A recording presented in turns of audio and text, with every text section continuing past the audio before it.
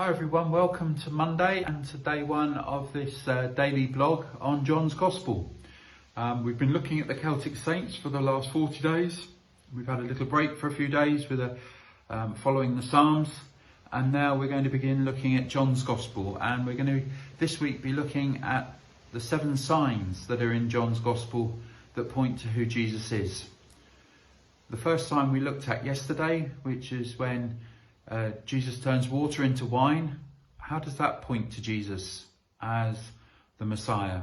Well, there's an Old Testament prophecy logged away in the annals of the Old Testament speaking about when the Messiah comes, it will be like water being turned into wine, the very best wine, and wine in abundance, and how I described that wonderfully yesterday, and of course points to Jesus being the fulfillment of that Old Testament prophecy. So what about today? What's the second sign? Well, this comes from later on in John chapter 2 and speaks about the cleansing of the temple. And we may know this story quite well, in that Jesus goes into the courtyards of the temple at Passover time, and he sees the temple with all its animals and money changers and dove sellers. And he says, "You're turning it, the house of prayer, into a den of robbers." And he takes a whip and drives them all out, turning over the money tables and letting the animals and the birds go in the process. And so we sort of see that as a dramatic demonstration of Jesus losing his temper somewhat, maybe. But it means far more than that. As so often in John's Gospel, his message works at many levels. So how is this a sign of who Jesus is? Well, at one level, we can see this as a story of social injustice. There were ordinary people bringing their animals to the temple for sacrifice at Passover time. But the money changers were taking a handsome commission because you had to pay for your animals in the local temple coinage. And they were taking a good 10, 20, 30% profit in the process. And Jesus, like God himself, has a lot to say about social injustice. So the story works at that level. It also speaks at a religious level, turning churches, temples, chapels into places of markets when they should be places of prayer. Over the centuries, that's been a very common understanding of this story. But it's something even deeper than that. It helps if we understand a bit of the background. Caiaphas, who was the high priest, had only a few years before agreed to support Pilate, who needed money to raise enough building power to build a great aqueduct from Caesarea on the Mediterranean coast all the way to Jerusalem to bring running water. In other words, Caiaphas had sidled up to the power of the state in such a way that he relied more upon the state in order to keep the temple going than he did turning to God. And God and Jesus have a lot to say about that.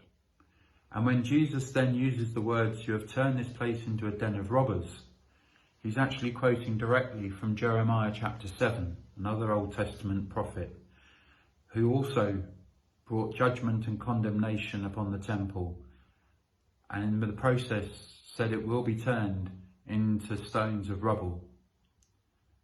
And then God will build a new temple in its place. What a judgment. But the reality is that's exactly what happened. 30 or so years after Jesus, the temple in Jerusalem was destroyed by the very power that it had courted in the form of Rome.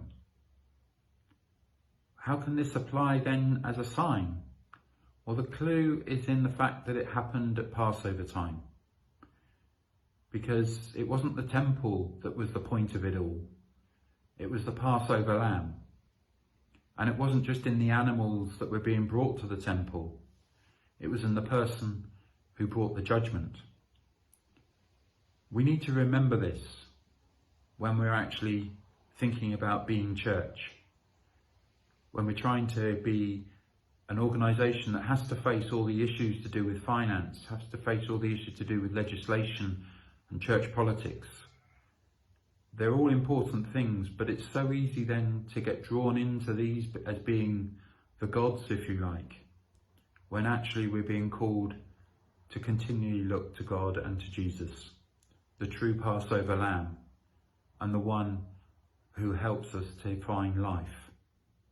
At the very heart of Passover was not just the sacrifice, it was the fact that it was meant to bring life to the people, and through the people, life to the world.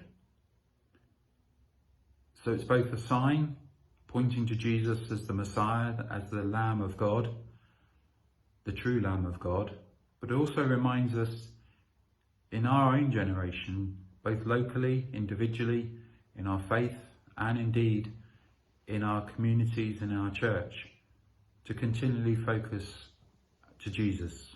I still remember that old tradition, WWJD, what would Jesus do? May that be our guiding principle in these days. Have a good rest of the day. God bless.